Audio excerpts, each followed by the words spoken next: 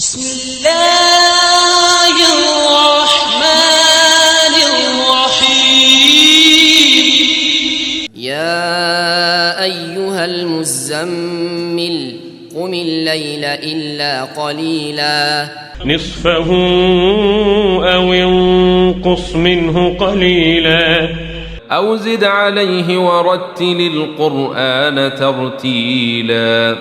إنا سنلقي عليك قولا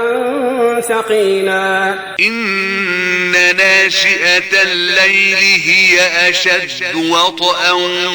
وأقوم قيلا إن لك في النهار سبحا طويلا واذكر اسم ربك وتبتل إليه تبتيلا رب المشرق والمغرب لا إله إلا هو فاتخذه وكيلا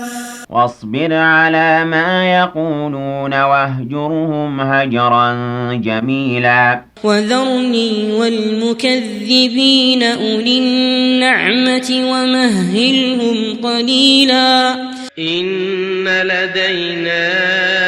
أنكالا وجحيما وطعاما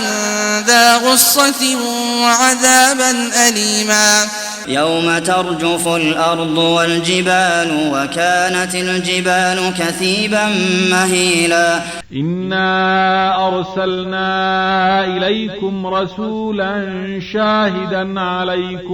شاهدا عليكم كما أرسلنا إلى فرعون رسولا فعصى فرعون الرسول فأخذناه أخذا وبيلا فكيف تتقون إن كفرتم يوما يجعل الولدان شيبا السماء منفطر به كان وعده مفعولا إن هذه تذكرة فمن شاء اتخذ إلى ربه سبيلا إن ربك يعلم أنك تقوم أدنى من ثلثي الليل ونصفه وثلثه وطائفة من الذين معك والله يقدر الليل والنهار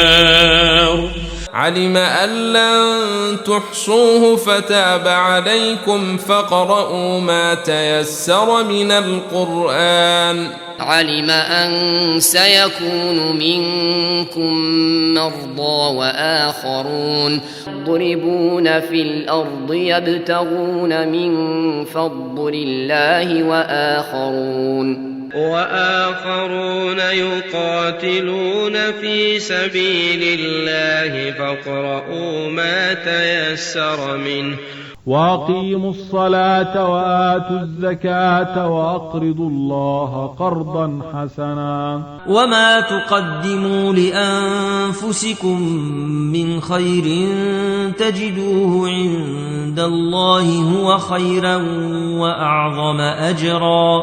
واستغفروا الله إن الله غفور رحيم صدق الله العظيم.